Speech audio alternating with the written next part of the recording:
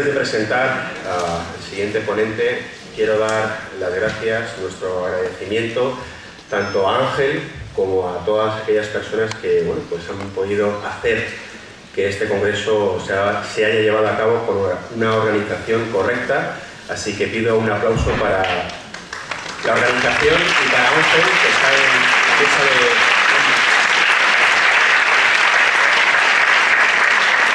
Todos somos importantes para que todo funcione. Y ahora sí, la presentación de lo que es nuestro último ponente. Él es periodista y escritor, licenciado en Ciencias de la Información y en Psicología, también diplomado en Antropología. Su faceta como periodista radiofónico comienza a finales de la década de los 70 hasta el día de hoy, donde dirige el mítico programa Espacio en Blanco, ahora emitido por Radio Nacional. Sin lugar a dudas, es uno de los mejores y más personales comunicadores del misterio de nuestra geografía. Recientemente ha publicado el libro 2012, Mayas, los señores del tiempo.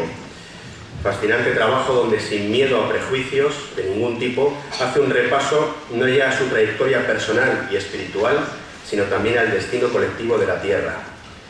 Su ponencia, 2012, profecía, cambio de ciclo y oportunidad espiritual. Recibamos con un fuerte aplauso a Miguel Blanco.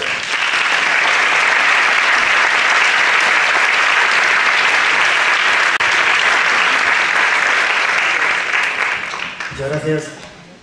Yo pediría, ¿podéis bajar un poquito más la luz? Por favor. Vale, así. Luego la encendemos para que nos veamos más. Yo tengo el extraño, el defecto de no saber decir que no, y siempre me dejo liar por estos señores, porque esto de estar aquí, siempre lo digo, me da mucha vergüenza, no me gusta nada, etcétera, etcétera, pero bueno. Se agradece, Miguel. Yo lo agradezco a vosotros. Además me han dicho que ya hable del 2012 de los mayas, de los cuales no tengo ni idea. Empecemos bien, ¿no? Empezamos bien, o sea que no sé, vamos a pasar el rato juntos si queréis. El 2012 significa el fin del quinto sol. Y el quinto sol, el fin del quinto sol, sin darnos cuenta, y vamos a jugar esta noche un poco, cosa que les gusta mucho a mi familia, que está ahí abajo, no digo nombre por si acaso, a Sol y compañía. El fin del quinto sol ha llegado para mucha gente sin darnos cuenta, como os digo. Ha habido más de 300.000 muertos en un tsunami, si hablamos desde el 2000 para acá, en las costas de Asia, otras 205.000 personas han muerto en un terremoto tremendo en Haití, un país al que yo me siento muy unido, donde vi un diablo y donde han pasado unas de las experiencias más poderosas de mi vida. Han pasado otro montón de terremotos, maremotos, movimientos, etcétera, y no tenemos, iba a decir un taco, pero eso lo graban, ni idea de lo que está pasando. Ayer hablando con un hermano también de un guerrero, Emilio Fiel, no sé si lo escuchasteis, daba una serie de características, ¿no? Afortunadamente tengo poco tiempo, cosa que me gusta, porque así no tengo que hablar demasiado, y quiero contaros simplemente 4 o 5 historias que a mí me han ocurrido, ¿no? Yo desde muy pequeñito me he fascinado por los mayas. De hecho, desde muy pequeñito tuve la oportunidad de viajar. Antes de los 5 años había cruzado 5 o 6 veces el Atlántico ya, en todos los medios conocidos, barcos, aviones, etcétera, incluso algún que otro ovni. Me regalaron, lo cuento siempre, lo cuento en el libro también, ¿no? Una esfera con la que yo jugaba y le daba vueltas, ¿no? Y curiosamente siempre se paraba en un sitio que era la selva del Petén. No tenía ni idea dónde estaba esa selva del Petén hasta muchos años después, ¿no? De repente empecé un poco a investigar acerca de los mayas, un pueblo portentoso que de repente surge aparentemente de la nada y que dura hasta el año, hasta que mientras nosotros aquí andábamos todavía tirándonos piedras en la Edad Media, y de repente desaparece. Y lo más curioso es que viven en la selva más inhóspita que os podéis echar a la cara. Yo no sé si habéis estado alguna vez en alguna selva. ¿Habéis estado en alguna selva? Bueno, pues la del Petén, que está en Guatemala, en esa zona. Yo recuerdo que unos colegas me invitaron a ir a conocer. Yo conozco casi todas las ciudades mayas, muchas de las ciudades mayas más famosas, ¿no? Pero de repente me hablaron que había una ciudad que se llama Mirador, que estaba en Guatemala, relativamente, no cerca, pero había que salir desde Tikal, que es uno de mis sitios favoritos, y eran 5 días caminando por la selva por trochas. Para mí fueron de los 5 días más duros que he pasado en mi vida, y he pasado muchos, porque recuerdo que al segundo día llevábamos, los indígenas que venían con nosotros, llevaban un bote de lo que yo supuse que era carburante, ¿no? Yo me preguntaba para la gente que iba, ¿para qué coño, perdón, para qué llevan estos colegas el gasoil o lo que llevaron allí, ¿no? Al segundo día lo entendimos, ¿no? De repente íbamos tapados, muy tapados, cosa bastante curiosa en la selva, ¿no? Nos dijeron que era porque hay unas curiosas serpientes que la selva es muy bajita, cuando sienten el calor animal o humano, se te descuelgan y se te meten dentro, y una picadura de una serpiente de esas es mortal, ¿no? Entonces, y fijaros, íbamos muy, muy tapaditos, ¿no? Y de repente al segundo día estábamos tan descocidos, hasta el último sitio que os podáis imaginar, que descubrimos para qué llevaban ese líquido, ¿no? Nos desnudamos y yo tenía más de 200 garrapatas metidas en el cuerpo, que nunca sé cómo fueron capaces de meterse dentro de mí, en los sitios con pelo y los sitios sin pelo. O sea, imaginar los lugares donde estaban metidas, ¿no? Y la forma de quitarlas era bañándose en gasoil, ¿no? Lo hicimos, afortunadamente nos libramos de ese cargamento y continuamos, ¿no? Os pongo este ejemplo para que veáis un ejemplo de selva dura, ¿no? Yo estaba en Amazonas, están montones de otras selvas y por lo menos no había garrapatas como veía ahí, ¿no? Las garrapatas técnicamente están en lugares donde hay animales y casi siempre hay animales que tienen que ver con cerca de los humanos, ¿no? Allí no había nada y sin embargo había muchas garrapatas. Pues bien, en ese lugar, con un 98% de humedad, a veces con lluvias torrenciales o con sequías tremendas, y en mitad de una selva, la más salvaje del planeta, de repente ahí se asentaron los mayas, ¿no? Una civilización que, casi sin saber cómo pasa con la egipcia, ¿no? Aunque bueno, hay muchos datos históricos que se pueden rastrear, de repente alcanzó un apogeo en astronomía, en matemáticas, en todas las ciencias conocidas, y que sin saber por qué, aunque hay diferentes teorías también, no podemos estar discutiendo un montón, de repente desaparecieron y se marcharon. Pero hubo un grupo, sabéis que estaba la profecía esa de que llegaban los españoles, etcétera, etcétera, ¿no? Hubo un grupo de ellos, según ellos, los auténticos descendientes de los mayas, y tenéis a uno de ellos, los indios lacandones, que en la selva, esa selva que os he dicho de Chiapas, frontera México con Guatemala, se escondieron porque sabían que los españoles que llegaban, es decir, los blancos que llegaban, no era ese hombre blanco que profetizaban sus augurios como el regreso de la serpiente emplumada. Se escondieron, guardaron su saber durante 500 y pico años y lo dejaron ahí, ¿no? Curiosamente, con el paso del tiempo, después de 1992, en México y en todo el mundo, sin darnos cuenta, empezaron a ocurrir un montón, una serie de cambios, ¿no? Entre ellos, que es lo que está pasando en este momento, que la tradición se podía volver a sacar a la luz. Y ahí están los lacandones que de repente salen de la selva, han vivido durante mucho tiempo aislados en la selva, salen de la selva y empiezan a compartir su sabiduría con otros grupos indígenas, ¿no? Una pausa.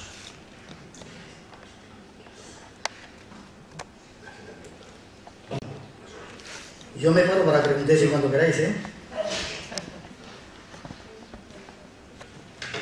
No quiero contaros la misma historia que cuento en otras charlas, ¿no? Porque lo del ser de blanco, ¿conocéis lo del ser de blanco ese? Bueno, pues entonces es importante porque nos va a servir de engranaje para seguir adelante con la historia, ¿no? Yo pasaba consulta de pequeño, jovencito de psicólogo en Madrid, no cobraba nada, tenía unas colas tremendas porque había mucha gente que quería contarme sus problemas, ¿no? Yo nunca entendí por qué la gente tenía problemas o por qué sufría tanto, por qué estaban tan agobiados. Y entonces decidí preguntar al cosmos, a lo que queráis, como queráis definirlo, que me diera una respuesta de lo que estaba ocurriendo. Quería saber por qué la gente sufría. Yo no sé si habéis hecho alguna vez esa técnica, que os recomiendo si no la habéis hecho, de hacer la pregunta consciente y claramente. Cuando la lanzáis fuera de vosotros, de repente el universo, dicen, se confabula para buscar una respuesta. Y la podéis encontrar en un libro, que de repente abrís casualmente, lo podéis encontrar pasando por el diario y de repente hay un programa que se llama Espacio en Blanco y habla este señor y dice, pues tal cosa y os da la clave, de la forma más casual os van a dar la respuesta. ¿Lo habéis hecho alguna vez? Probarlo los que no lo hayáis hecho.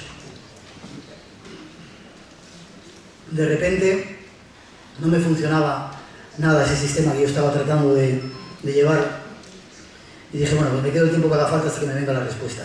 En aquel tiempo yo meditaba, estuve meditando, eran como las 3 de la mañana, yo creo que había empezado desde las 7 de la tarde, decidí encerrarme en mi estudio, en mi habitación, hasta que no me llegara la respuesta, el tiempo que hiciera falta, el tiempo que fuera necesario, días, horas, meses, semanas, lo que hiciera falta. Como a las 4 de la mañana, digo 3 o 4 de la mañana, después de salir de la meditación, De repente, yo fumaba en aquel entonces. En el borde en la esquina de la habitación, en la esquina de la izquierda, desde donde yo miraba, salió humo del suelo, ¿no? Y dije, leche, si me dejan una colilla por ahí, se está incendiando algo, ¿no? Pero aquel humo era un humo muy diferente al del tabaco, ¿no? Empezó a subir mucho, adquirió forma, cuerpo, y llenó, haciendo una columna desde el suelo hasta la pared, hasta el techo. Chisporroteó un momento y al cabo de un instante apareció un individuo vestido de blanco como si se hubiera materializado.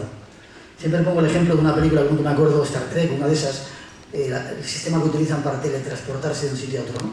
Pues algo parecido a eso.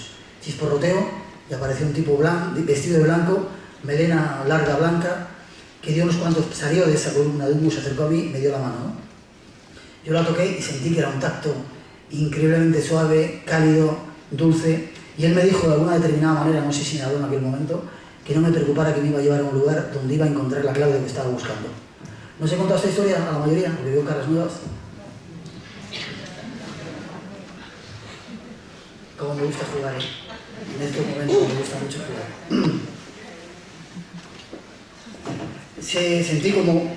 Yo estaba bastante entrenado entonces para hacer viajes astrales, sentí como salía de mi cuerpo, salimos zumbando, llegamos a un lugar que he buscado muchas veces físicamente en los viajes que he hecho por el mundo, una especie de templo, columnas grandes, donde había gente como él, vestida de blanco, túnica blanca, pelo largo blanco, que caminaban por ahí, ¿no? Y me puso delante un libro que era un poquito más estrecho que este, y un poquito más largo, ¿no? Y me dejó allí y me dijo, lee aquí, ahí está la clave de lo que estás buscando. Voy a hacer la historia más corta porque creo que tenemos poco tiempo. Estuve leyendo, al final regresó, en aquel tiempo daba conferencias por diferentes partes del mundo, en no sé cuántos idiomas, iba de listo por la vida, ¿no? Y cuando llegó él dijo, ¿lo has leído? Dije, sí. ¿Lo has entendido? Dije, sí. Y me dijo, recuerda esta palabra, es la clave de todo lo que has aprendido esta noche, ¿no? Le dije que no se me iba a olvidar porque era muy sencillita. Y le dije, para mí es tan importante esto que ha ocurrido aquí esta noche, que necesito una prueba física de que estaba aquí, ¿no? Entonces el tipo hizo así con la mano, giró la mano y apareció un objeto en su palma de la mano que me entregó. La cogí, nos despedimos, regresé a la habitación, guardé la cosita que había en mi mesilla y de repente me fui a la cama tan tranquilo sin apuntar nada de lo que había leído, ¿no? A la mañana siguiente me desperté como a las 2, 3 de la tarde, recordaba toda la experiencia excepto lo que había leído en aquel libro y excepto la jodida palabra que se había disipado de mi mente, ¿no? Me di cuenta que debía ser una especie de proceso hipnótico que en algún determinado momento cuando lo necesitara iba a volver a salir y lo dejé estar. Al cabo de 2 años, en la isla de La Palma concretamente, me dio un flash al cerebro al decir esa frase y surgió. Apuntar el dato, individuos vestidos de blanco como este, ¿no? Cuando entré en contacto con los indios lacandones, fue hace 2 años me parece, he estado en contacto con ellos varias veces, ¿no? Os remito de nuevo a ese indio lacandón vestido de blanco. Fijaros qué curioso, indígenas que viven en una de las selvas más terribles que hay en el planeta y van así vestidos, con túnica blanca.